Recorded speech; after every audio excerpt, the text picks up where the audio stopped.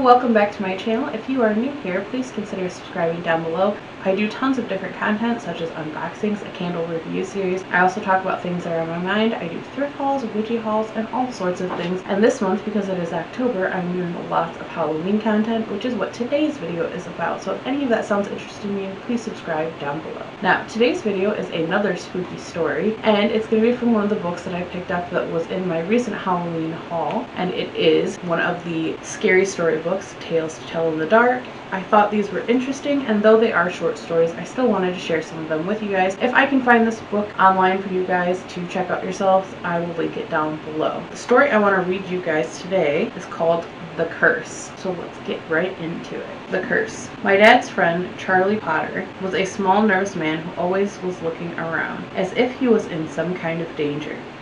After he told me this story about his college fraternity, I understood why. The frat doesn't exist anymore, he said. It was banned years ago. We had just 9 members at the point, and we were taking on 2 more, Jack Lawton and Ernie Kramer. One night in January, just about this time of year, the 9 of us took them out to the country for their initiation. We took them to an old deserted house where 2 young men about our age had been murdered recently. Their murder was still at large. We gave Jack a lighted candle and told him to go up to the 3rd floor. Stay there for 1 hour, we told him, and then come back down. Don't speak, don't make any noise. If your candle goes out, carry on in the dark.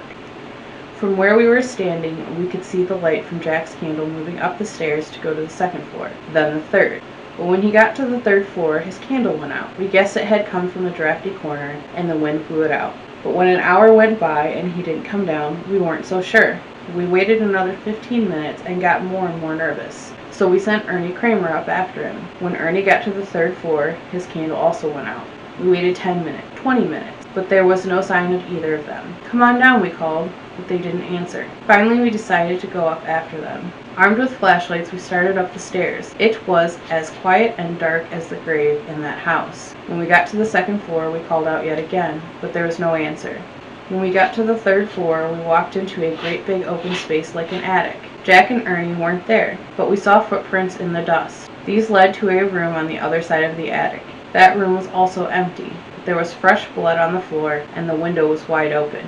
It was about 25 feet to the ground, but there was no ladder or rope in sight that they could have used to get down.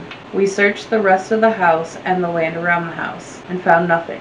We decided that they were playing a trick on us, and we figured that in some way they had escaped through the window and were hiding in the woods. The blood on the floor was to throw us off track. We guessed that they'd show up the next day with a lot of stories and a lot of laughs.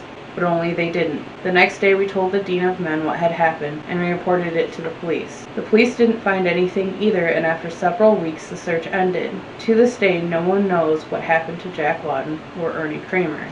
There isn't much more to tell, he said. We weren't arrested, but the college disbanded our fraternity and suspended the 9 of us from school for a year. The strangest part came after we graduated, though.